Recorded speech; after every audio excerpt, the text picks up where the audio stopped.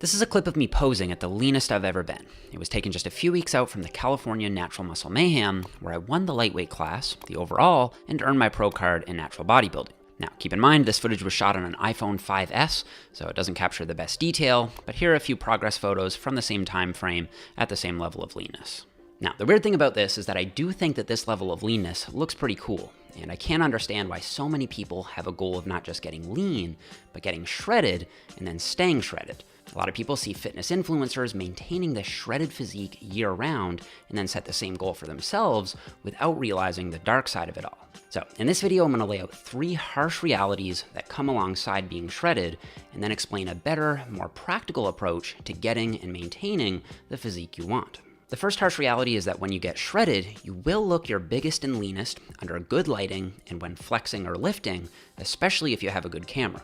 However, you'll most likely look your smallest and most depleted for the other 23 hours of the day. In this posing footage, I'm only 150 pounds, or 68 kilos, at 5 foot 5 inches tall. And while I do think I look more jacked here than usual, I looked much less jacked than usual just walking around. And this is where the so-called natty triangle comes in.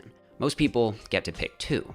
You can be shredded and natural, but you won't be big, or you can be big and natural, but you won't be shredded, or you can be big and shredded, but you won't be natural. Now, obviously, there will always be a handful of freaks with 1 in a million genetics who can be all 3 at once, but for the rest of us, we get to pick 2.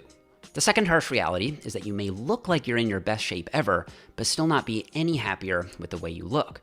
That's because body dysmorphia is exacerbated at very low body fats. In almost everyone I've ever coached, confidence and body image improve as they get leaner, but only up to a point. Most often, once they get past the so-called beach lean stage and start pushing into shredded territory, a switch flips in their brain and they can no longer see their physique objectively. They start noticing every little bit of fat on their body and get very critical about how they look. And it's only after the diet is over and they look back on their old progress photos that they think, wow, I did not realize that I was actually that lean. And this is a shame because people work so hard to attain a certain look that they don't even appreciate once they get there. And then the third harsh reality is that being shredded comes with unhealthy side effects, even as a natural. This 2013 case study followed a natural male bodybuilder through 26 weeks, so just about 6 months of dieting, and in that time frame, he lost 30 pounds total and went from 14.8% body fat all the way down to 4.5% body fat, measured by DEXA. And this is what he looked like on stage at the end of the diet, where you can see visible glute striations, no low back fat, feathered delts, and so on. And while he placed well at the show, his hormones took a huge hit. His testosterone levels dropped to a quarter of what they were at baseline, so he went from a very high 922 nanograms per deciliter, about as high as you tend to see in a natural lifter, all the way down to a clinically low level of 227 nanograms per deciliter, which would still count as low for someone in their 80s or 90s. We can also see that his ghrelin went up and his leptin went down, meaning he must have felt super hungry all the time. His cortisol also skyrocketed, doubling throughout the diet, and this was reflected in his total mood disturbance, which increased by 617% throughout the diet. Severe sleep interruption is another extremely common side effect, which can be very frustrating. Essentially, your body's doing everything in its power to tell you to not sleep because you need to eat first.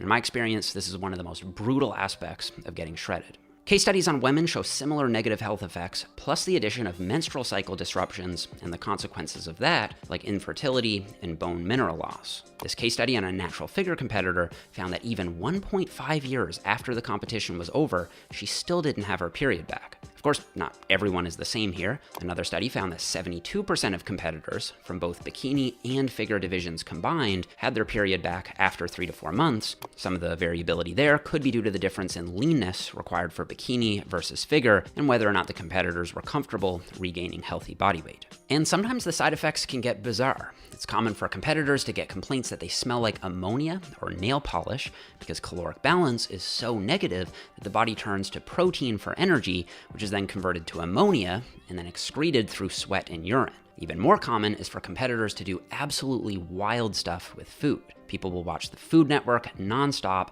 watch all kinds of food challenges, hoard cupboards full of junk food, and find things appetizing that really shouldn't taste or smell good. Here's an example. Let me illustrate how crazy it gets. The smell of dog food makes me hungry. And worse than that, The smell of his crap makes me hungry when I clean it up. Now, you may be wondering, does this mean every shredded influencer wants to eat dog poop? Maybe. It could be that they're secretly suffering just as much as the rest of us, but looking lean for their social media or for their business is simply worth the sacrifice for them. It could also be that they're on performance-enhancing drugs, which can make maintaining a lower body fat a little bit easier. However, even with pharmaceutical enhancement, most people will still suffer similar side effects as naturals, except for the testosterone stuff. Another perfectly plausible scenario is that they simply have lower body fat set points than me or you. For example, I'd guess someone like David Lade is able to maintain 6 to 8% body fat without suffering too much. I really doubt David Lade wants to eat dog poop. Based on his photos as a teenager, it seems like he's just able to get lean and stay lean without trying that hard. But this isn't common. Most people have a higher body fat set point than David Lade. Now, I need to backtrack just a bit. Body fat set point theory is the idea that we each have a specific level of body fat that our body will fight to maintain. If we get too far below the set point, it pulls us back up by making us feel hungry and lethargic.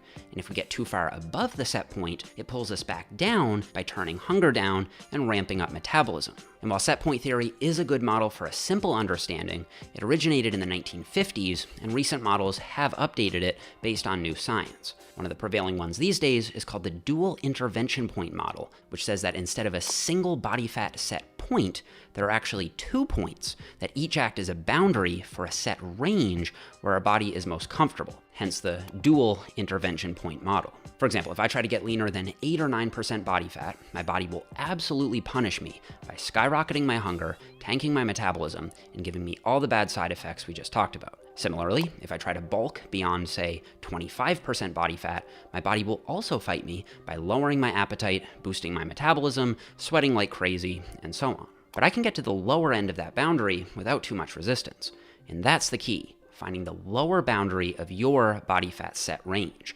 That's what can be sustainable. But this range is different for everyone. David Lade's range might look something like this, whereas someone who's more prone to obesity might have a range that looks more like this. So David Lade could get to 6% body fat and still feel fine, whereas this person might start to feel like death anytime they dip below 12% body fat. So if you want to sustain a lean physique, you should aim for the bottom end of your set range, but not lower. Of course, you can go lower if you want to, for example, if you have a competition or something, but I would still suggest getting back out of there as promptly as you can so you don't exacerbate those negative side effects. Trying to stay shredded can also impair your ability to make progress in size and strength. People who stay shredded year-round have a hard time making any progress. And the longer you stay below your set range, the more likely you'll be to binge, see a weight rebound, and then end up sustaining a less lean physique than if you had just been a bit more conservative with your low end to begin with. Now, for the record, I'm cutting myself at the moment, and that's basically my goal. Hit the low end boundary of my dual intervention range and try to maintain there for a bit. And of course, it's normal to feel hunger and experience some cravings and even see strength loss at a certain point. Those things are expected to happen even if you're within your set range. And it's normal for fat loss to be challenging. But once it goes from challenging to all-consuming, you'll know. And I'd say that's when it's time to probably reevaluate your goals and why you set them in the first place. So that's it for this one, guys. Before we go, I want to thank Skillshare for sponsoring this video. Skillshare is an online learning community that has thousands of classes for people looking to learn new creative skills, whether that be animation, creative writing, video, photography, web design, or even stuff like business, marketing, and productivity. I've been a Skillshare member for years now, and to this day, I still use it to hone my craft, whether that be learning something new about lighting, or camera lenses, or just improving my workflow. Skillshare is great because it doesn't just offer classes, it also gives you access to a massive community of people who are also learning the same skills as you. I actually recommended Skillshare to my mom recently, and she's been taking courses on interior design that she's putting to use in her own home. And if that's a skill that you're also looking to develop, I strongly recommend this course called Explore Interior Design, taught by Demetrius Robinson. It's beginner level, and it gives you 6 projects to work through. So Skillshare is offering the first 1,000 of my viewers to sign up using the link in the description box below, a free 1-month trial of Skillshare so you can start exploring your creativity today. So make sure you're one of the first 1,000 people and get a head start on that skill that you're looking to master. So thanks again to Skillshare for sponsoring the video. I really do appreciate it. Thank you guys so much for watching. Don't forget to leave me a thumbs up if you enjoyed the video, subscribe if you haven't already, and I'll see you guys all here in the next one. Without suffering too much. I really doubt David Lade wants to eat dog poop. I really doubt David Lade wants to eat dog poop. based on...